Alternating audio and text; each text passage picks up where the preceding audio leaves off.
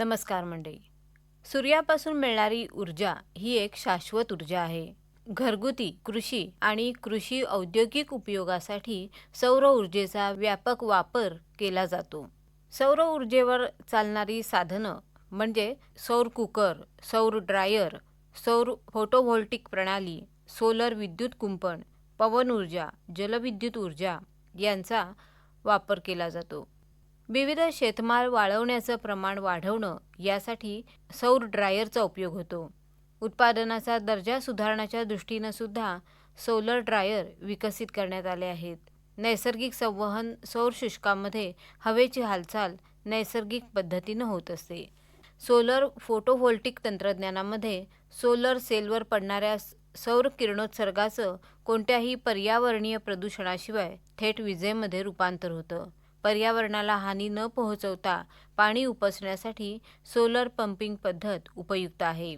DC floating pump विस्तृत प्रवाह आणि उच्च हेड या परिस्थितीसाठी अतिशय योग्य आहेत. सोलर पॅनलद्वारे DC विद्युत प्रवाह सौर ऊर्जेचा वापर करून तयार होतो.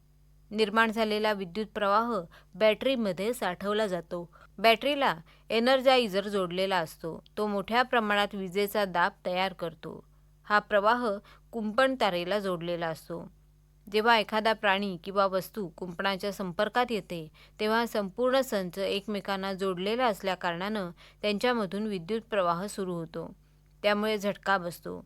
पण झटक्याचा कालावधी हा 0.3 सेकंद इतका कमी असल्यानं कोणतीही इजा होत नाही आणि ते प्राणी तिथं थांबतही नाहीत.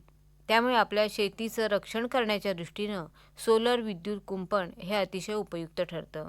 मंडळी, जलविद्युत प्रणालीचं प्रमाण आणि वापर वेगवेगळा असतो. सर्वात लहान जलविद्युत प्रणाली म्हणजे सूक्ष्म जलविद्युत प्रकल्प. याची वीज उत्पादन श्रेणी 1 किलोवॅट ते 1 मेगावॅट आहे. मोठ्या क्षेत्रावरील जलविद्युत यंत्रणांमुळे भरपूर वीजनिर्मिती होऊ शकते. या यंत्रणेत संपूर्ण गाव आणि शहरांना वीज देण्याची क्षमता असते. आता जाणून घेऊया बायोमास ऊर्जा. जैव इंधन निर्मितीसाठी कृषी कचरा, लाकूड आणि पालिकेचा कचरा यासारख्या पदार्थांचा पुनर्वापर केला जाऊ शकतो. जैव इंधनाच्या उत्पादनासाठी विविध वनस्पतींचा वापर वाढलेला आहे. बायोचार हे बायोमासच्या पायरोलिसिस प्रक्रियेचं एक उपउत्पादन आहे. शेती आणि इतर पर्यावरणीय वापरासाठी हा ऊर्जेचा मौल्यवान असा स्रोत मानला जातो. जेव्हा बायोमास सडतो किंवा जळतो तेव्हा मोठ्या प्रमाणात कार्बन डायऑक्साईड आणि मिथेन वातावरणात सोडला जातो. परंतु असं उत्सर्जन बायोचार बनवून रोखलं जाऊ शकतं. जेव्हा बायोचार पुन्हा मातीत मिसळला जातो तेव्हा ते आजूबाजूच्या वातावरणातील कार्बन शोषून घेऊ शकतात, जे मातीची गुणवत्ता राखण्यासाठी फायदेशीर आहे. बायोगॅस सर्वश्रुत आहे.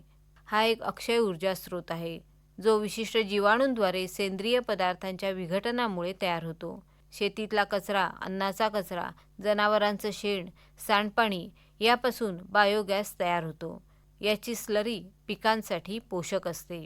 तर मंडळी, शेती प्रकल्पांमध्ये आपण जास्तीत जास्त अपारंपरिक अशा ऊर्जेचा जर वापर केला तर ते निश्चितच फायदेशीर ठरू शकेल. बरं तर मंडळी, पुन्हा भेटूया पुढल्या कृषीवाणीमध्ये. नमस्कार.